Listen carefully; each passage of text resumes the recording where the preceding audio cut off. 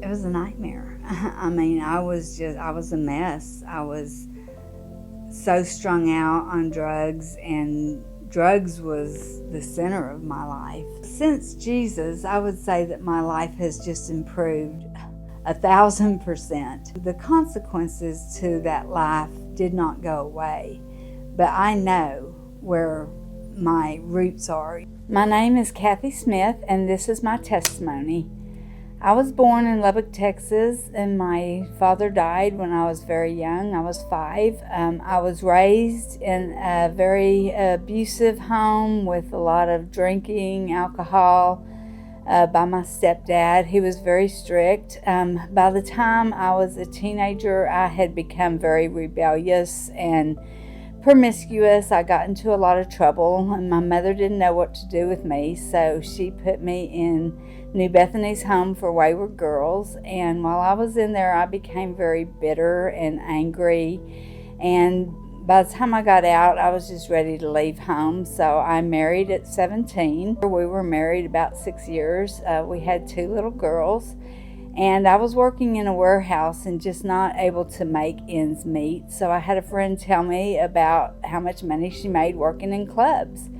So I started working in a bar, and I became a bartender very quickly, and I was making a lot of money and having a lot of fun. I started doing methamphetamines when I was working in the club. I started out just drinking a little bit in my coffee, just enough to sling that alcohol and make money hand over fist, and I thought I had control of it, and I would just take it when it was going to be a busy night. Went from drinking it to eating it to snorting it, and then one night after I had been drinking a lot, I started shooting up, and I was totally dependent on methamphetamines. I couldn't even get up out of bed without it.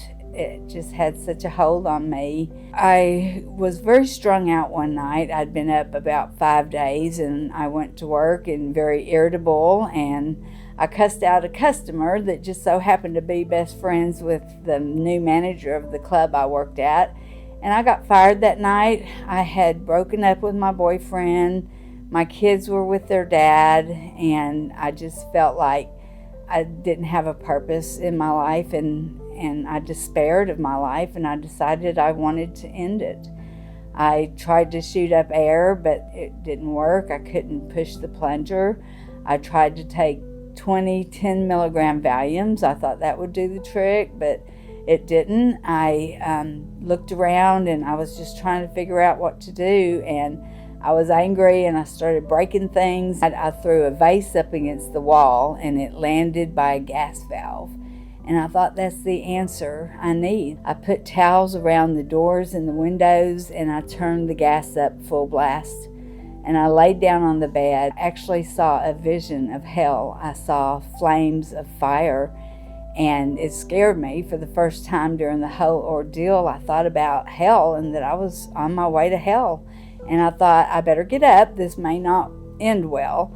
And so I tried to get up, but my head was so heavy it felt like lead. And I heard somebody screaming my name. And it was my brother, and he dragged me down the stairs and took me to my sister's house, and I slept 3 days and nights. After that, I was evicted from my apartment, and I just went back to the ways of a junkie. I was sleeping in my car. I was living one friend's house to the next. I was in and out of jail, and my life was just complete shambles. But I met a friend who offered me a room in the back of his house, and I was able to get back to school, and I was able to have my kids with me a lot more often. And we ended up actually becoming very close, and I ended up marrying him. My life had actually taken a turn for the better. I went to work in offices instead of clubs, and someone walked into that office one day that just absolutely had a glow on her face. And she stood up in the middle of a bunch of party animals in that office, and she said, "I trust in Jesus."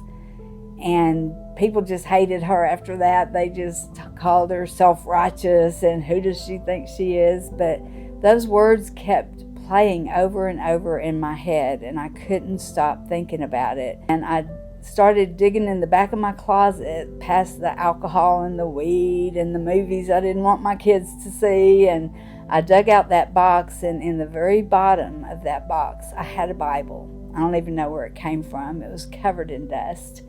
And I took it out and I started reading about the lost coin and the lost sheep and the prodigal son. And the word came alive in my hands.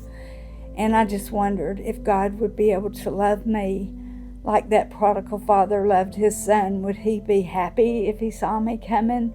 I just felt in my heart that I needed to find a church and go to a church. So I thought, well, the closest church to my house will be the church that I go to. And I went there that Sunday, and that preacher preached on the crucifixion like I had never heard it described before.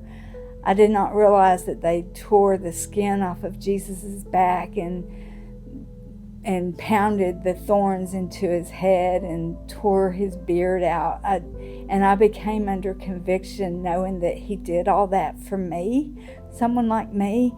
But I was too timid to go up front, so I ran out of that service. And I went back that next week, and he preached on the evidence of the resurrection, which was so helpful to me because I was doubting if that could have really happened. But I still left that church without going forward during the altar call. But the preacher caught up with me this time, and he laid out the plan of salvation to me and asked me if I wanted to get saved. And I told him I certainly did, but that I was an addict. I was addicted to alcohol, weed, cigarettes, and my life was a mess. I said, let me go home and I'm going to get clean, and once I'm clean, I'm going to come back and get saved. And he said, you don't have to work your way up to God. He'll reach down to you right where you're at. And he said, today is the day of salvation. So I accepted Christ that day, and I got saved, and I was baptized the next Sunday. I would like to say that everything was fine from there, but I struggled a lot. I struggled with my addiction. I kept falling back into it and falling back into it, and I'd think I'd fallen too many times and God wouldn't be there for me. But every time I went back to him, I found that tender mercy and grace, and he continued to pick me up every time I fell. And so I kept on until finally the chains were broken. If you just keep coming back to the Lord and bringing it to him, he will bring you to the point to set you free if you want to be free.